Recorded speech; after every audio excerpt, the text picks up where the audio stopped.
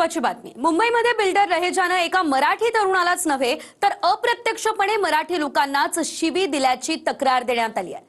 रहेजाकडे एक मराठी तरुण काम करत होता, त्यानंच ही तक्रार दिली।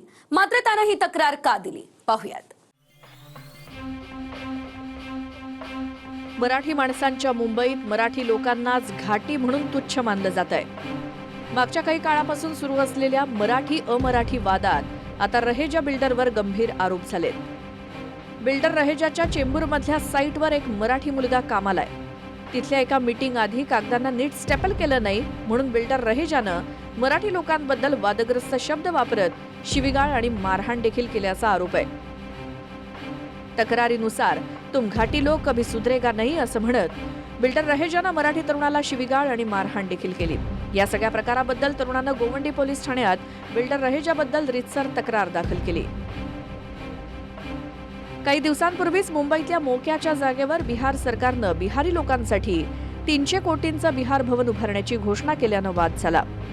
तिकडे महाराष्ट्राच्या हद्दीतच पालघरमध्ये महामार्गावर वाहतूक नियमांचे फलक गुजराती भाषेत लागले। यावर चौफेर संताप व्यक्त केला गेला। मुंबईला बॉम्बे म्हणून ते महाराष्ट्राचं शहर नाही असं तामिळनाडूतला भाजपचा नेता बोलून गेला। त्यावरून झालेला वाद शांत झाल्यानंतर काल भाजप आमदार तमिळ सेल्वन यांनी एका धार्मिक उत्सवात आमच्या विरोधात बोलाल तर तमिळ मुंबईत लाखोंचा मोर्चा काढतील असा इशारा दिला आणि त्यानंतर तुम घाटी लोग नहीं सुधरोगे असं म्हणत रहेजा बिल्डर साऱ्या मराठी लोकांनाच शिवी देऊन गेला। अद्याप मुंबईमध्ये भारतीय जनता पक्षाचा महापौर बसलेला नाही, तर ही अवस्था करून ठेवली मुंबईतल्या मराठी माणसाची।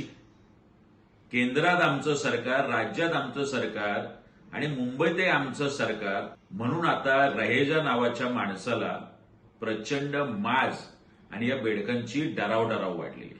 आता स्वतःला मराठीचे कैवारी समजणारे अमित साटम, आशिष शेलार आणि फडणवीस यांच्या आशीर्वादामुळे हा रहेजा नावाचा बिल्डर आता तुरुंगात जातो की बाहेर राहतो हेच आता आम्ही बघतोय। बाकी रस्त्यावरचा न्याय महाराष्ट्र नवनिर्माण सेना आपल्या पद्धतीने करेलच। रहेजा बिल्डरने एका मराठी मुलाच्या कानाखाली मारली आणि वर म्हटलं की तुम घाटी हो, तुम सुधरोगे नाही।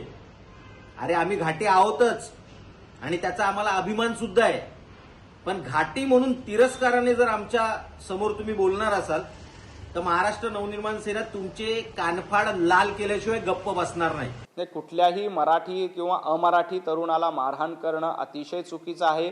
महाराष्ट्रामध्ये कायद्याचं राज्य आहे, कायद्याच्या राज्यानेच चाललं पाहिजे। कुणी मराठीच्या नावावर अमराठी माणसाला मारू नये आणि अमराठीच्या नावावर मराठी माणसाला मारू नये। इथं कुणालाही मारण्याचा अधिकार कुणीही दिलेला नाही। या प्रकरणामध्ये तपास करून योग्य ती कारवाई होईल। आधीच मुंबईत अनेक भागात मराठी आडनावं दिसल्यावर लोकांना भाडे तत्वावरती घरं नाकारली जातात। काही मुजोर बिल्डर तर मराठी लोकांना घरं देण्यात आडकाठी करतात। त्यात आता तक्रारीनुसार बिल्डरांची हिंमत मराठी लोकांना शिवी देण्यापर्यंत गेली आहे। राज्यात आणि मुंबई महापालिकेत देखील भाजपचं सरकार असल्यामुळे आता ते काय कारवाई करतात हे पाहणं महत्त्वाचं आहे। Bureau report TV9 Marathi.